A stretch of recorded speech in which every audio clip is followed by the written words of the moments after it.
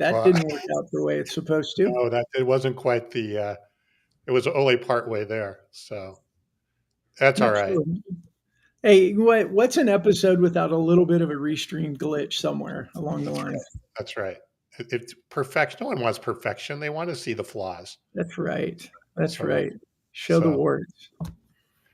hey, I thought I Nicholas. was the cooler, so you guys always have something go amiss. That's good. Yeah, yeah. What did we have last week? I think I don't know. Restream shut down last week, or I don't know. It did something. Yeah, we couldn't stream to all of our different accounts. Yeah. That was last week. So Hey, so let's anybody? go back.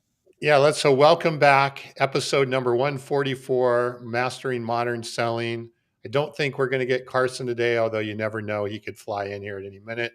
He's in the middle of a bunch of meetings. But Brandon, we're here and we have a great guest with us, Nicholas Louisi, which we're going to get into in a minute and talk about a lot of different modern sort of things that are happening in the world today of sales, which is what we do here on this show.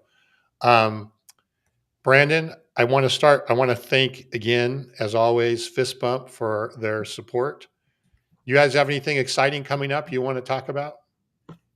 We're always exciting, but do we have Well, I anything know you're special right excited. Yeah. now? I mean, do you have a big event or a big webinar coming up? Or Yeah, I mean, we got a you lot of always clients doing the roundtables like we talked about a couple of weeks ago. We got a lot of those going on that have been very, very successful for people in getting in conversations with their ideal customers in a very non-salesy, non-webinary way. That's been working really well. And no, other than that, it's Mastering Modern Selling Day. Yeah, that was a good episode. Was Yeah. it 2 weeks ago where we talked about the roundtables? Yeah, with Alice. Yeah. Yeah. So Nicholas, tell us a little bit about you, your company, what you do, and then we'll kind of jump in on.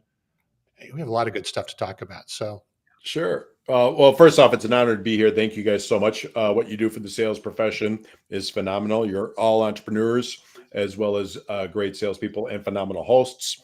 Talk a little bit about movies and that Brandon was, famous star in Back to the Future. I love that. Right. I feel like I'm part of 80s, 90s movie glory and royalty by being on the show. Sales performance team was created after a lot of work I did with a large marketing education company where we could kind of get the front end and top of the funnel, the marketing done. But a lot of business owners had struggles with sales teams, creating sales processes and just kind of having that flow. They all kind of had their heart broken by salespeople that didn't work out or, people that wouldn't follow sales processes and functions. So we created this this black box, if you will, our playbook, if you will, while I was part of that firm. And then I was able to kind of jettison out. It was a good exit. We were kind of on our third or fourth owner. If you've ever been in the private equity world, you know what that looks like. And so it worked out really well. We've been doing it strong for like 5.5 years on our own. And we work with small to mid-sized businesses. We're in every industry possible and have clients from as far away as Alaska to New York, and then we have some international clients. So we see it all from all different industries and all different vantage points. So you're not just focused on tech or whatever. You're dealing with a lot of more traditional, maybe industrial sales teams, stuff like that. Correct. Because of the tech stuff that's there. Yeah. A lot of, we're in a lot of blue collar. We do a lot of service businesses, HVAC, junk removal, as well as we have some SaaS clients. We have marketing agencies, logistics companies. So we do it all. So to kind of kick off, right, hence the show, right, we're Mastering Modern Selling. Sure. What have you seen, and we try and do this with all of our guests, because we really get some great different perspectives, is if you look back over the last 12 months, what have you, or even this year, right, in 2025, what do you think is different? What's working? What's not working from a sales perspective? What are things that people are doing, like they're acting like they're Back to the Future in 1955 or whatever, and not in 2025? What are you seeing, and what do you think are the biggest challenges that companies have with some of these? I guess the gap of where they should be in a modern world and how they're actually operating. Kind of where they're going to. So I think there's a couple things, and it's a great question. First off, the whole let's just throw headcount at a problem, right, is it doesn't work, right? Let's just keep on hiring people and putting them on. And, I think that needs to be challenged at the C-suite, or if I deal with business owners, right? So they get that, right? They get that when we say just throwing people at problems isn't there. There's also the tech stack, or maybe there isn't a tech stack, but just throwing more tech onto it and really not having anybody maximize it, I think is really, really problematic, and it has to be fixed, right? So when we were brought in, we kind of have to unwind that. Third things that we see is sometimes the art of discovery has gone away, right? And especially at the SaaS companies, they kind of just want to run the demo. And even it's a features dump we see when we evaluate calls and listen to calls and that type of thing. So there is at some point some level of the mastery of selling has to happen. Just really going deep on discovery and understanding it, and really understanding the ICPs. We talked a little bit about that, and I know a lot of the work that Brandon does is really big on that. It's just really understanding the people around the table, the people that you're selling to, where they're at on the hierarchy or the org chart, if there is one, kind of what their pain is and what their fear is, and just kind of understanding that when you're putting together your solution as part of their next step. So those are the things that we see, right? I know a lot of times people kind of want to bash younger sellers, but I see that among all age groups, among all demographics, among all people, right? There's a lot of really good talent that we see. There's a lot of really good talent coming out of college. There's a lot of really good talent that's innate salespeople, and they just need to kind of be raw and polished. So I'm bullish on the future salespeople for that. I don't think AI is going to solve that. I'm sure you've had other people that have a different opinion on all of that. I think it's a great tool, but it's nothing more than a tool in the toolbox. Yeah, that's good. I like those three, and I think I definitely agree with those three. Throwing bodies, throwing tech, and the lack of discovery, the lack of communication, the lack of ability of building rapport and demonstrating that you understand a prospective customer and where they're at and what they're looking to accomplish.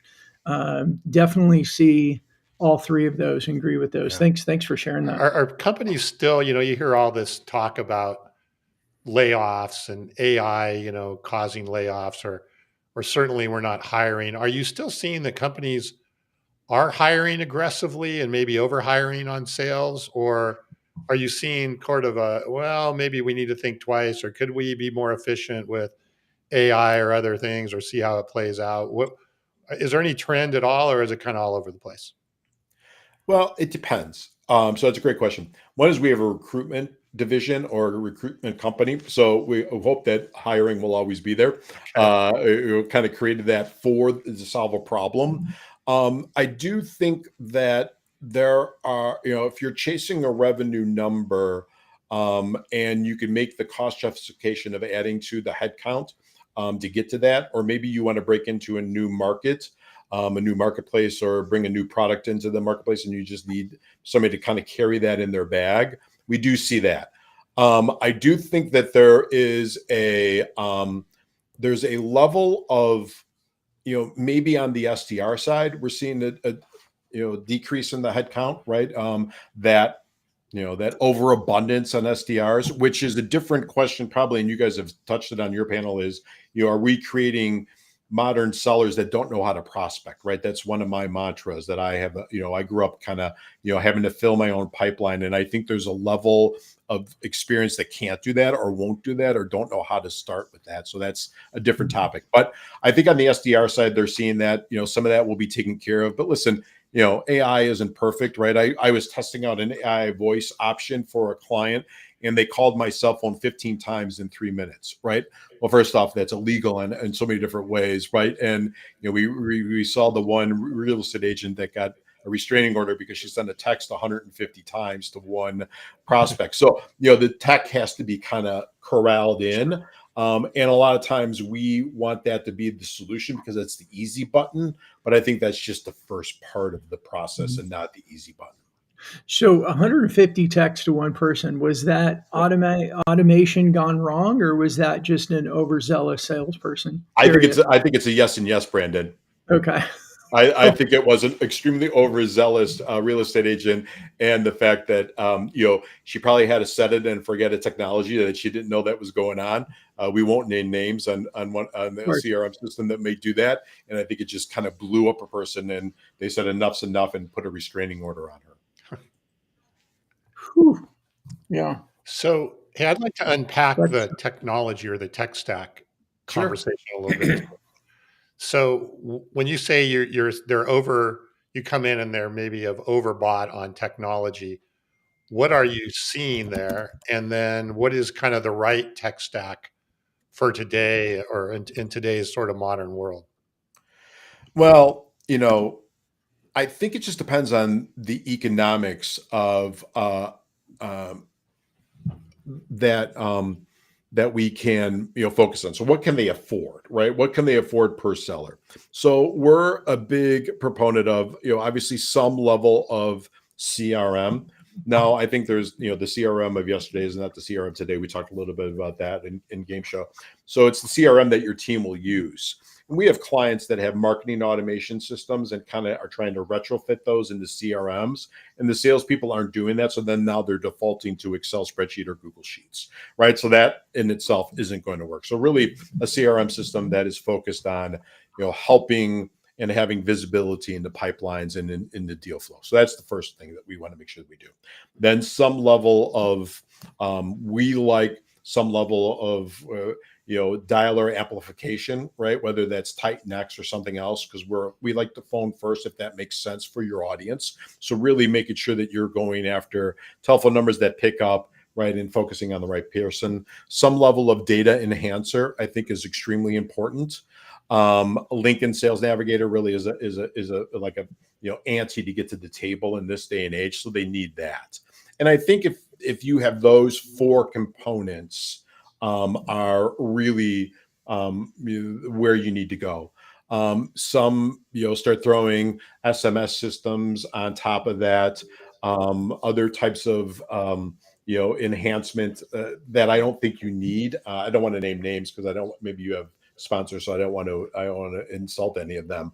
But I think there's a lot of sales enablement folks that have went out there and either sold really well tech stacks that aren't needed, or people went out and bought thinking that that was going to be the solution.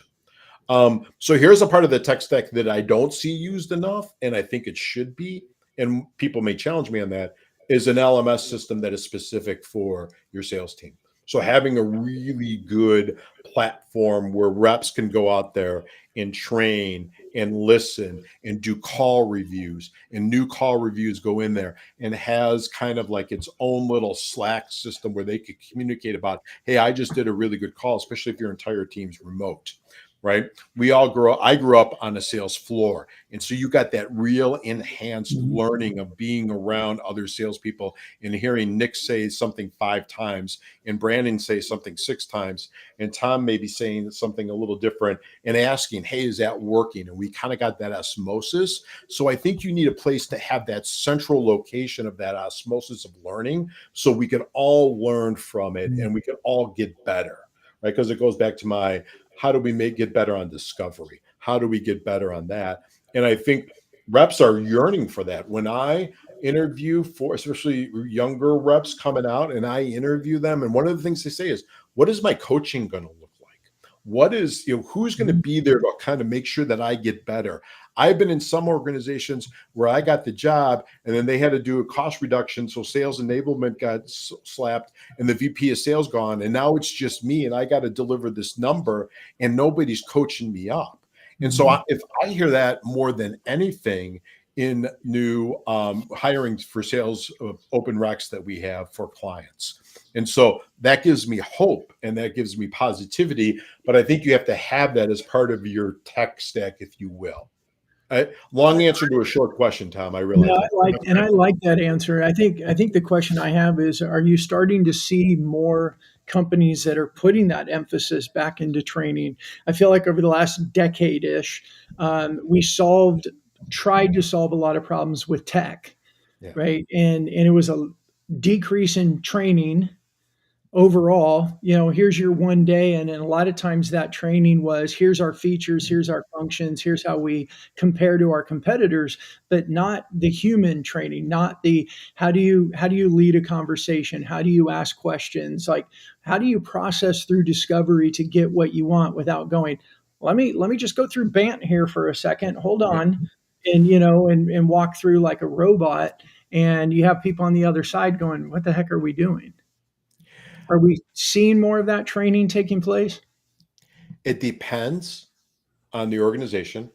It depends on kind of what they're, if they have a bent on that, or if they're of the ilk of, well, just hire people, right? And just kind of give them the one day of, here's who we are, here's our talking points, But here's our shouldn't they have script. a bent on training? I mean, I think they shouldn't all should. I really yeah, do. I mean, I'm partial to it, but I think those that do, we see move the sales needle faster right. if they will make that daily, weekly, and monthly focus, and then also have an opportunity for the reps to do it on their own, right? Whether they have time Mhm. carved out in their day or they do it on their own at night. But the best reps that we see and the best organizations are have that as part of their top three. Yeah, Yeah, our go slow to move fast mindset. yeah, exactly. And you know, uh, Nick, I don't know if I own a partner in a CRM company actually that works with vertical manufacturers and wholesale distributors. That's the only vertical that we work with. And their sales teams typically sell over and over to the same customer. So they're not doing they're doing some prospecting, but their book of business is predominantly how do I increase wallet share with my existing customers and build and grow who we're currently working with. And one of the biggest challenges they have is, and it's coming up, is having something relevant to talk to the customer about. Yeah. So other than just, hey, I'm going to bring some donuts and we're going to talk about the family, right? How do I come in and provide value and provide information and actually consult with the customer versus just being there to say hi and be a friendly face? And I think the training part of that is a huge part of that we're seeing is how do they use the data from the CRM? How do they use the data from analytics or other format? How do they use data about what's going on with the customer? And then how do they present that in a way? I think the training element isn't just, hey, how do you do your sales process, but how do you make sure that you're as Mhm. consultative, valuable as you can be to that, either to that prospect or that customer? Is that how when you say training, I assume that's kind of what you're encompassing in that. 100%. And there's also and I think you're saying too, or at least I would add the business acumen, right? So Right, having just an right, right, understanding of the business, the industry, what's going on, macro and micro. And I right. think really focusing on that to me has to be part of it, right? We have we do a lot of work in the medical side, right, of the business. We also do, different industries. The medical side, we're always talking a little bit about that. What's going on this daily things. So you're bringing that information to, whether it's you're sending reps to industry events outside of just selling events, right? So they just have an understanding of what's going on because there's that coffee chatter that's going on while people are waiting, in the line for coffee, or just that you're getting in the bars, Yeah. as people are talking about the business and the industry as a whole. So I think that is equally important, and that's how you kind of just move out of features and benefits and demo dump, right? And just really becoming a trusted advisor might be a trite phrase, but really becoming somebody that is industry knowledgeable and really kind of moves to that next level. We were talking a little bit about, the round tables, right? And we have clients that we do, sponsored buyer focused events where you're just putting people around the table, vendors and buyers, and having conversations, and it's dynamic and it's fun and it's great to see. And I think we need to do more of that. And reps have to take it upon themselves to be astute, right? And maybe spend a little less time watching the Yankees have a home run derby last night, and doing some research, right? I respect that, but we have to provide them the tools, or at least the venues to go find that information to make sure it's the right information that we want them regurgitating into the field. Yeah, Yeah, I think. Well, go ahead, Brand. that's right. Go ahead. No, I just wanted to add to the roundtable thing is, right, if you do host a roundtable, and this is what I really was intrigued about in our conversation, Brandon, with you and Alice about this, is even if I'm not super fluent with the industry, that roundtable gives me the ability to start building relationships that are not perceived as the salesperson, but if nothing else, perceived as a industry connector, somebody who is a player in the industry, which then inherently is going to lead to more relevant and productive conversations one-on-one along the way, right? Because to me, that's what in the world I'm in, literally these salespeople have survived off of bringing donuts and bagels and saying, "How are you doing? What are you buying?"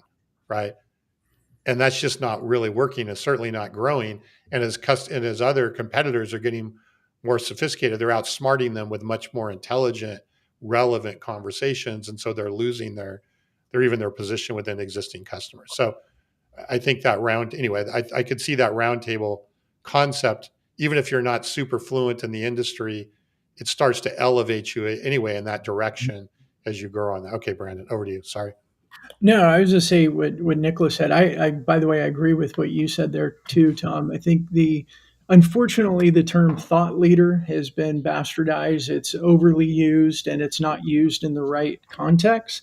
However, that thought leadership positioning is so relevant right now. And then we're talking about training and equipping salespeople to have proper conversations, to have valuable conversations. Then the company needs to have a thought leadership strategy and plan in place. Like you can't pat everybody on the butt and say, go out there and have great conversations and not have a system in place that is providing them the information that they need to go out and be known as that thought leader, or at least a great source of information that helps me do my job better, or helps me make decisions, or helps me think.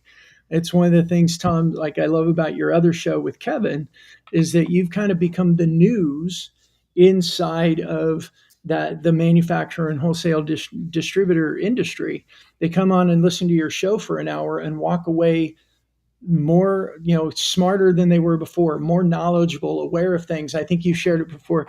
People will spend an hour on your show and then they go have conversations in the boardroom and the coffee, over coffee breaks or around lunch with their colleagues, and they sound smarter because they're gaining that information. Right. I think companies need to be much more strategic about it, because that is a unifier that so many companies aren't focused on. And so it could be that thing that just elevates you. The difference between, oh, somebody's going to bring us donuts again, but I'm on a diet, versus that person's going to come and share with me what's going on in the industry and help me feel smarter. Yeah. So I wanted to touch on, I want to get to playbooks because I know that's kind of the key title, and there's some, and even the concept of discovery and things like that I want to get to. But one more tech question for you, Nicholas, before we move in that direction. Sure. And maybe we were talking about this before we started, but you're talking about intent or signals, right? That are out there. Are you? Yeah, I have customers that are using Zoom Info and other sort of platforms like that for tracking signal or intent data. What I found is, though, they don't really know what to do with it. They don't know how to interpret it. They don't know really what it means and how it can actually. It's more of a novelty, I guess, than it is an actual value for them. Are you seeing that as an important part of this tech stack? And what is it? What do companies need to do to actually use it effectively? So, we have this debate internally, and I'm part of a peer group of other CSOs about, Zoom Info intent data, or just intent data in general. And a lot of times, it's messy, if you will, or there's some noise in it. There's the signal in the noise. But I think it gives you the ability to really have an understanding if where people are going to. The other place, now the old days, it used to be there was forums, right? LinkedIn was great for forums and peer forums and having discussions, and people will kind of go to their peer groups or their forums for that. And there's some industries where those forums are very strong, whether they're on school groups or if they're on some Facebook groups are still very robust, right? So there's different areas of where you get that, and you could really start having an understanding of what the conversation is going on and really where the technique is. There are some Slack groups that are very robust, right? That you could be harvesting for intent data. Now you have to balance it, right? There's X amount of times, but we see the best reps are trying to focus on what does that signal look like? What does that intent data look like? Either macro or micro, right? Inside and outside. And that's one of the things too that I think you could probably start harvesting if SDRs maybe sat on the marketing side of the business versus the sales side of the business. They could really be a really good conversation starter because they're sometimes on that front end of that conversation, and their metric is meetings. So therefore, they're going to not be trained, or they might miss some of the important conversations of what might be happening in the future. So I think I wish there was one magic bullet, Tom, because we'd be we'd be flying private versus in the front of the plane.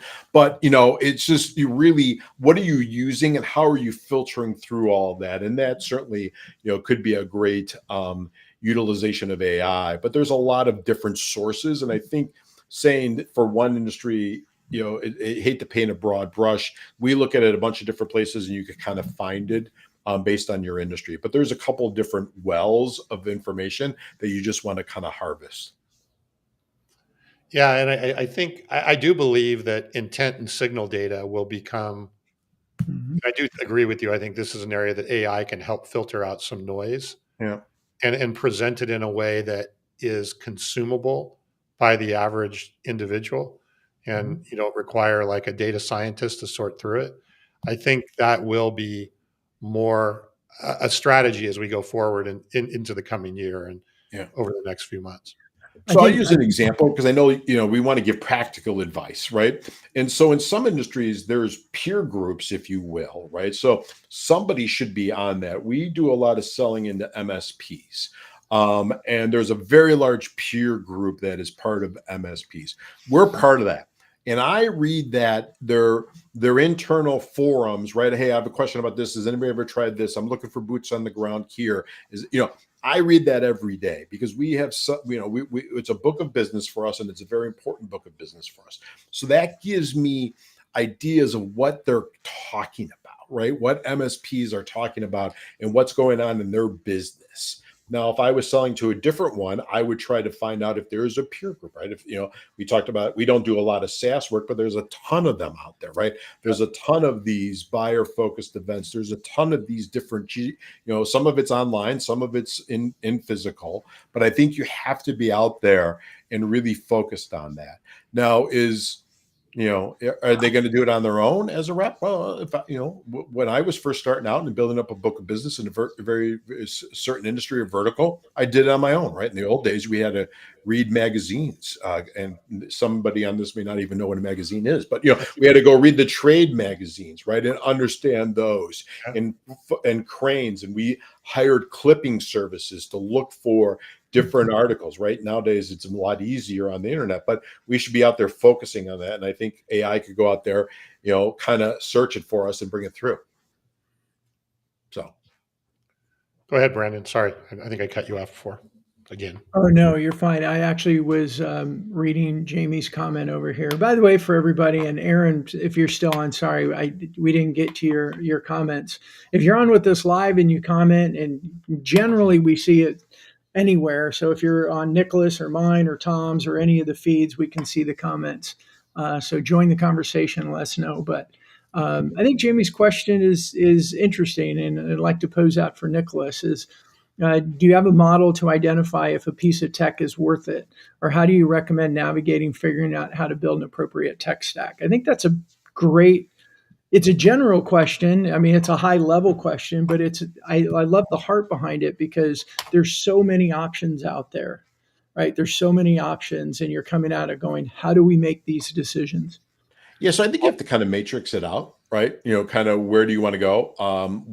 What's the investment that you can make? What are the critical things that you want to drive? Whether that's intent data, signal data, whether that's deliverability of emails, whether that's getting through vis-a-vis your outbound for your telephone, right? So whatever that is, and then you kind of just have to kind of matrix that out. We, I went through it real quick. We're really a big, because we deal with mostly with small businesses, right? Getting them to spend a nickel is almost like getting them a corporation to spend $100. And so really our tech stack is probably a little bit more basic than some of your other listeners. So I don't, but we really want to focus on those big four, right? The big four of data cleansing, data enrichment, deliverability, if deliverability is an issue, the phone, making sure that the phone is getting answered, making sure that we're hitting the right telephone numbers for the right people, and then really having a very strong, if you will, CRM that the team will use, and is not a marketing automation system. Sounds Yeah, like everything you said there had to do with like deliverability. Make sure you have the right phone numbers. Make sure that your email's getting out and getting to the right people. Is that what you're seeing is one of the biggest challenges? And I mean, for me, it makes sense. As soon as you're saying that, I'm like, oh, that sounds totally reasonable right now. It's our biggest thing. First thing we do. First thing we do whenever we take over a client. We just took over a marketing agency 2 months ago, and I said, how's your deliverability for your phone? She goes, well, nobody picks up my phone calls. I said, are you calling businesses? She goes, yeah. I said, well, the businesses have to be picking up their phone. So my guess is you're coming across as spam. So we figured out she's coming across as spam, right? So she was a phone first business line, no one was answering her phone calls because she was coming across as spam. So what we did is we got her a litany of numbers that she rotates through every day or every other day. Can we confirm that they're not coming across as spam? And so now, what happened? Her connectivity went up. Her talk time went up. She was able to get to prospects as well as clients because she wasn't coming across as spam. So that's number one, right? Same thing we do on the email. Same thing we do on the SMS texting. Because of the fact that if there it's going somewhere. And if nobody's responding, it may be that your messaging is horrible, but it also may be that it's all sitting in spam filters, right? Or it's all sitting in this, it's being blocked because it's coming across as spam. So we want to fix that first, right? So that's the kind of blocking and tackling that we do for the first thing that we do. yeah, I think going back to Jamie's question, I like the way that she had put "worth it" in quotes there, right? And I think this may tie into what we're going to talk about here on the playbook. I think if you understand your process and your playbook, it becomes easier to evaluate, is technology going to help that, or is it going to get in the way? Right. And I think sometimes we buy technology first and then we try and shoehorn it in when we don't really have a playbook, we don't have a process or whatever, and it generally doesn't work. But if you have a playbook or a process, then the technology is definitely going to potentially have the value to have more value and more, be more worth it as it relates to that playbook and that process. Yeah. And I think, you maybe have to have a end of the year drill down on your tech stack too and evaluate, right? Okay, we thought XYZ was a problem. We made this investment of 123. Is XYZ still a problem? Yes. Okay. Well, then the tech stack and the investment of 123 isn't worth it. Right. Right. Are we utilizing it properly? Right. Like, well, let's think about that from an in-service perspective. From a is the team using it? Then from there, did it have a champion? Then maybe the champion has left our organization, so therefore, it wasn't the right purchase, or it just isn't implemented correctly. So I think there's a couple different ways that you could look at it, but I do think, and you guys probably see it more than I did. I saw the average, I think tech stack is 500 plus per rep. I mean, if you have a large headcount, that's a lot of money in it. What is the payback on that? That's a monthly basis, right? And like I said, I deal with a lot of small to mid-sized businesses. Right. They'll make the investment, but they've also been, they're also, cautious because it's coming out of their pocketbook, right? So you really have to kind of buckle in on that. I Yeah, I think don't think. we've moved out of that era of let's go buy a bunch of tech and throw tech at it and see, and assume it works Yeah. without any sort of attribution or reporting to know if it is or isn't. I mean, hopefully most companies have moved out of that and been more critical about their decisions and the decision to continue with a tech. I hope so, but I'm not 100% sure. Yeah. No, I mean, when I say we're moving out of it, Yeah. I think it's becoming more and more of an awareness for people that, hey, we've got 15, we have 20 different monthly recurring fees that we're paying for different tech, and I like what you said. Who's championing each one? How are we documenting its effectiveness to make sure that we're spending 10 and making 50 instead of spending 10 and not making anything? Right. And sometimes we'll even spend 10 to make 15, right? But that 5 times payback could be worth it. But if we could get, we Yeah. get 50 cents, I'm okay with that as long as there's utilization and it makes sense. And But you have correct. awareness of what's Yeah. happening. If it's 50 cents, it's 50 cents, but at least I find so many companies just don't know. And it used to be,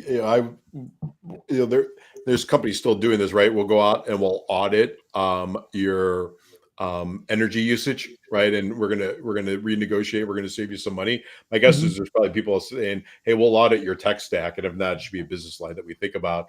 And we're gonna give us a portion of that first year savings of all the different things that you buy. Yeah. I mean, I myself as a small businessman know, I bet you if I audited my tech stack, there's probably services I'm paying for that I don't utilize to the best of my ability. Yeah. I think the average, even maybe not so much small company, but the average company has over 80 technologies that they're buying between sales and marketing or paying for Yeah. every month on sales and marketing. And that could include LinkedIn Navigator. That could include, right, a lot of things. It doesn't necessarily be the enterprise type software. But I agree. If I went and looked at even my own personal stuff, right, I probably have 10 or 12 of something that I'm paying for. Yeah. You're like, am I still reusing that? Or what? Yeah. So, yeah. So whenever I point a finger, I got 4 going back at me because I think that's the appropriate way to be. Yeah. All right. So let's move over to Playbook. Sure. Because that's what the show was about. And 40 minutes into the show, we haven't talked about Playbook, but that's why you get when you come here to Modern Selling. And Brandon, you mentioned Aaron's comment earlier, and he had said something. Discovery has in fact disappeared, and you had mentioned that as well, Nicholas. Take us through a little bit about what is the playbook, what are the key points of the playbook.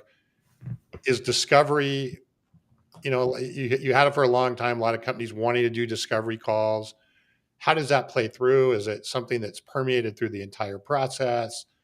And take us, because you said one of the reasons you created your own company, right, is you had created a playbook in your previous company that you realized that sounds could be replicatable or applicable to other companies. So Yeah, and we would bring clients in, right? So we were on the front end, the marketing side, but we realized there was a problem on the sales side, right? So the sales process and the playbook was not created in most organizations, and so we would do it very rudimentary, where we would bring everybody in, right, and bring all the key stakeholders, and then kind of put it on the old diagrams when we were all going through the black belt training, right? So plot it out with sticky notes of, okay, here's all the different steps, and here's now discovery, here's all the questions that we ask, and here's all the questions we should ask, and here's the objections, and here's everything along the way. And we kind of created it in the war room, if you will. Now we said, okay, let's take it out to the field, take 2 or 3 reps, right? Let's train them up on it and means test it for them and see, does it make sense? And then let's bring it back in 60, 30, 90 days, whatever that is, and make the adjustments. And so the company really started out with creating playbooks, right? So it's kind of a passion for mine, if you will. Right now we're in the beginning. I don't know when this will air, but college football is going to be upon us, right? So it's everybody's favorite time of year. There are playbooks that they're reviewing, right? Here's all of our plays. If in this situation we're doing this, and I think companies don't do enough of that. But I think you got to go deep. And I think we talked a little bit about that, right? And so it's what does the discovery mean, and not just the bant that we all have been trained on it and kind of get to, but really what are the discovery questions for all the different players around the table. What's the discovery for the economic buyers? What's the discovery for the operational buyers, or all the different series? And in that, and then from that, right, you test it. Does this make sense? Where are we missing some things? You listen to a lot of calls, right? Because I'm a big fan of that. I saw somebody when there was from Quorum, right? Or there's other firms out there that will kind of give you recaps of the does it hit all of these things? And then you look at what does my follow-up playbook look like? So what does follow-up look like? And it goes back to your folks, right? Just running around doing donuts, delivering donuts, not taking anything away from that. But many emails are the equivalency of that. Hey, just checking in, just bumping this up, right? Nothing more than delivering virtual donuts to people. At least put a gift card of Without the Starbucks. without the donuts. Yeah, without the donut, without the fun, right? And so, No sugar fix. no sugar fix, no, we don't. So what does that look like? And what is our post-sale playbook look like? Because we don't spend enough time thinking through that. I'm a marketer as well as a salesperson, trained on both sides, very heavy in direct response. So I want to know everything all the way through, and I want to know what is my marketing message all the way through for all my different audiences. If I know that I'm selling to 7 different audiences now, I got to send different types of follow-up to different types of audiences, and taking that all the way through. And then what is my post-sale playbook? Right. So I think you have the pre-sale playbook, i.e. my prospecting, right? My top of the funnel. I have my middle, right? So what does that look like from a discovery section, from an objection handling section, from what of all my different tools to help me sell or help my internal champion sell, if that's the way that I have to have that. And then what does my post or my follow-up look like? So I think we don't spend enough time on playbooks.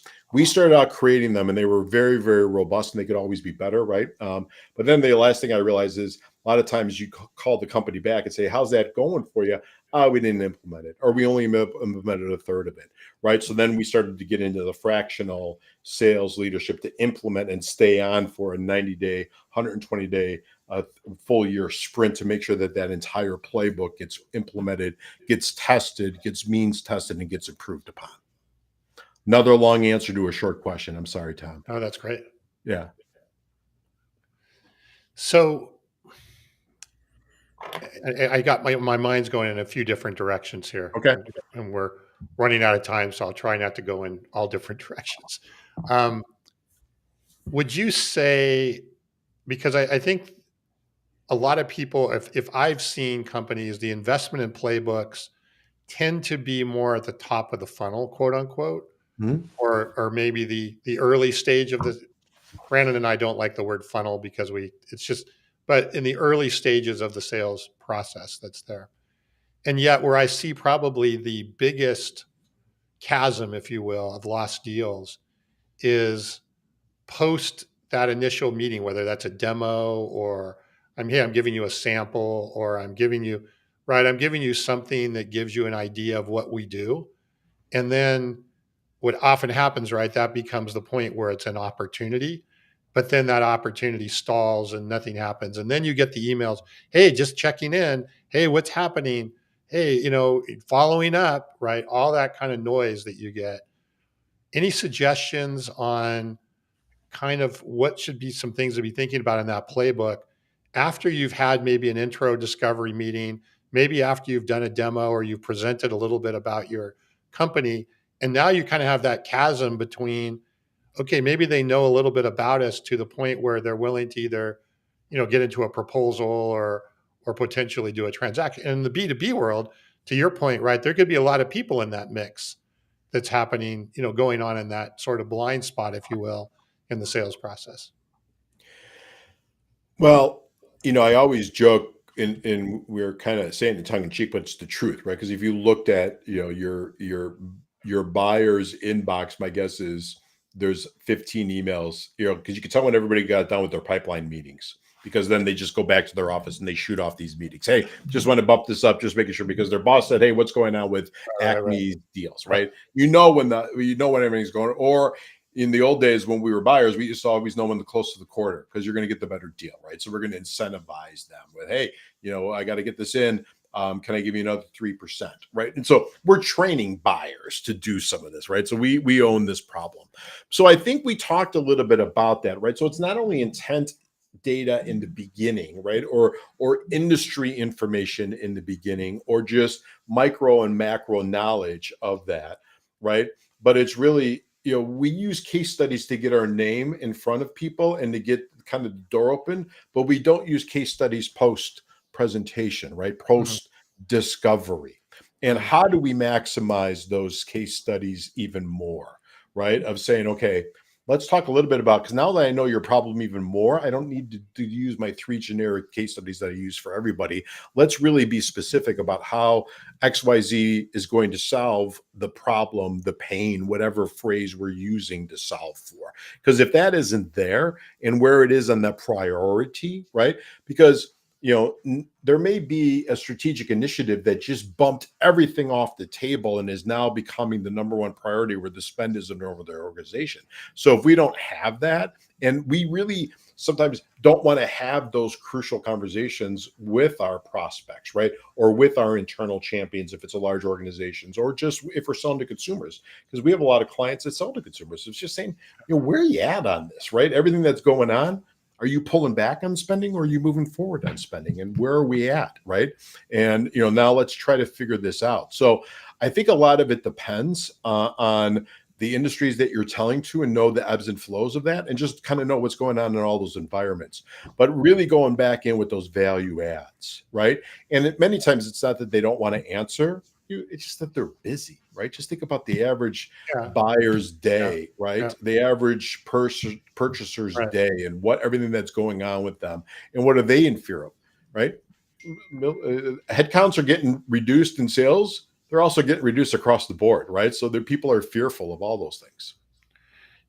Brandon, I think an interesting application of the roundtable approach might be not always at the early top of the funnel, quote unquote, and finding new prospects, but inviting existing prospects that are in that middle zone there to Mhm. keep engaged, right, and to be involved, other than just having again that email about, hey, what's going on.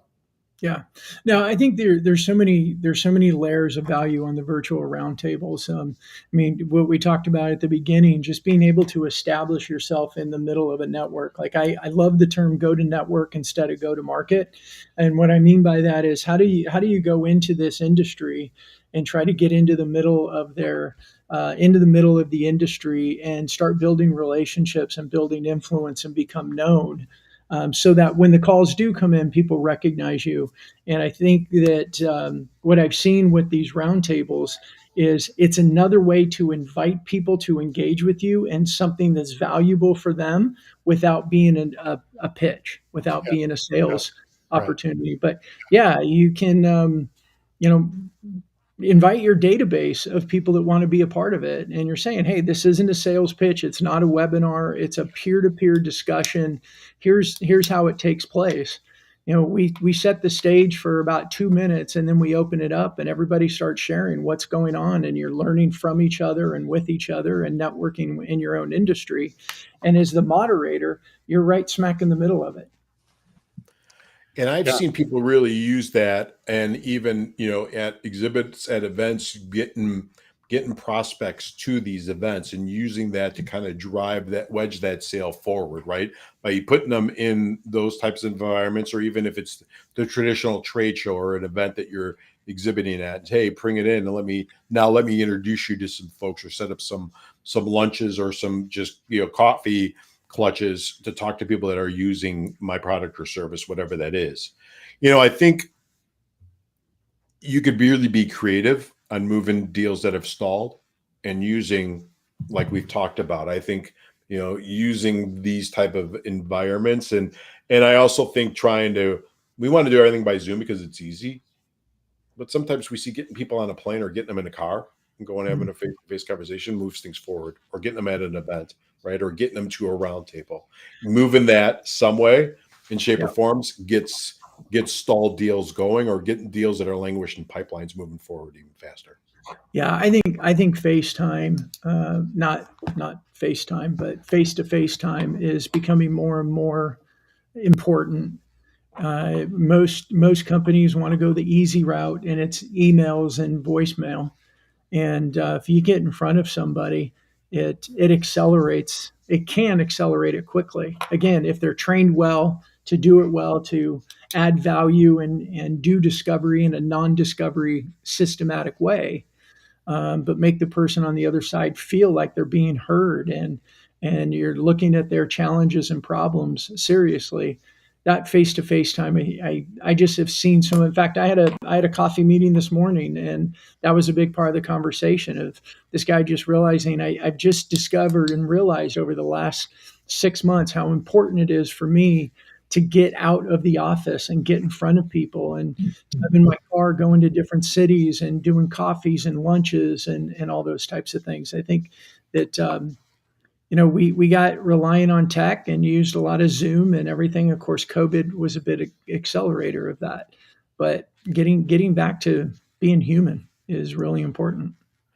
I was thinking about that, and I may be in. There's probably sales leaders out there that have never had field sales experience, right?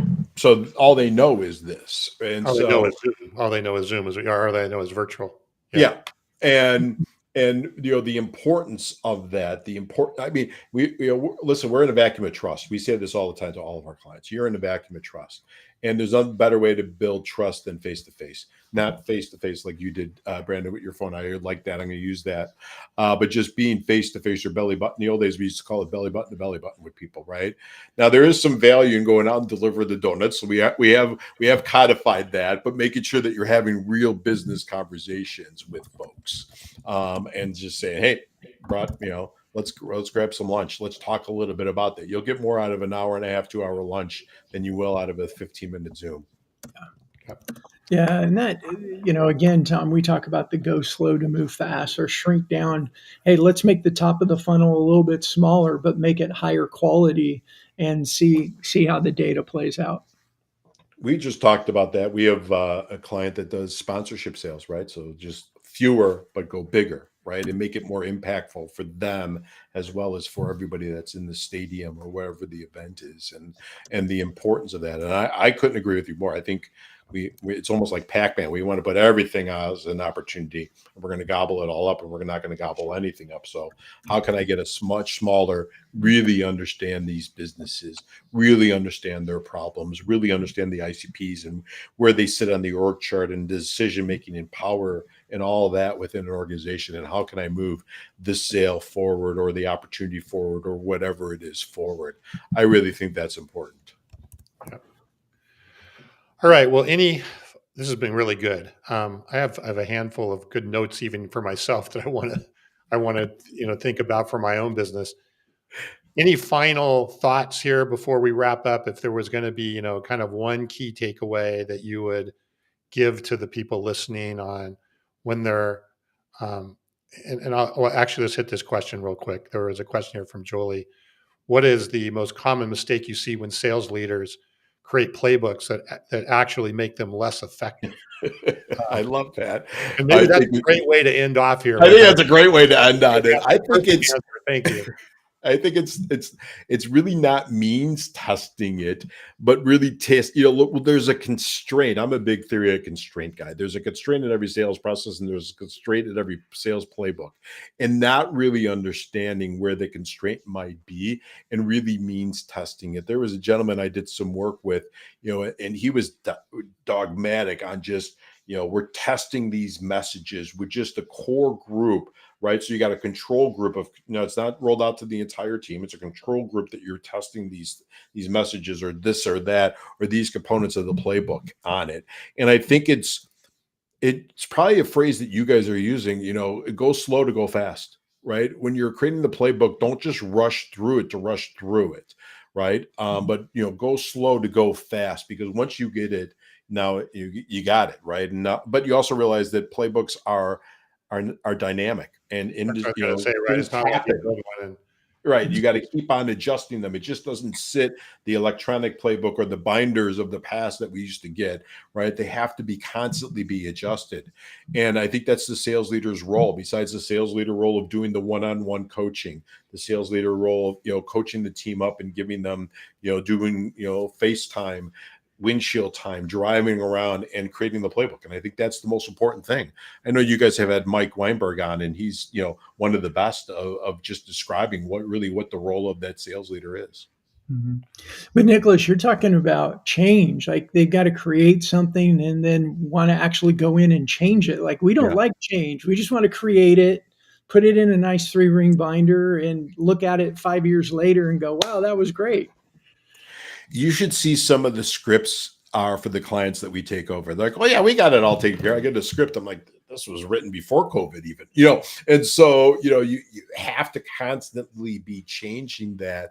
Or, they brought a consultant in, and the consultant, probably didn't know maybe how to create a really good dynamic sales playbook. And so they created X, it got delivered, and that's what they're rolling through. And you'll see the reps will start, making changes on their own because they'll get that dynamic feedback from the marketplace. And you don't want everybody playing off as the different hymn though, because you're never going to win on Saturday afternoon for college football. So you got to really adjust it. You do make adjustments, right? You go into the halftime and say, okay, we thought we were going to be able to run up the middle. We can't. Now we're going to passing, right? Or we're going to X, Y, Z. And so you have to make adjustments. You can't have a sales conversation without having a sports analogy. So I kind of fit 2 in there just for that. No. Well, other than Back to the Future, we didn't have our movie quote or movie analogy without Carson here. So might as well do, hey, look, we got football season starting up. I just saw like first college games are this Saturday. I don't They think are this Saturday, right? We've got not major games this weekend. Earlier every time, every year. Yeah, they're putting dynamic games in the beginning, right? Just because they capture the eyeballs.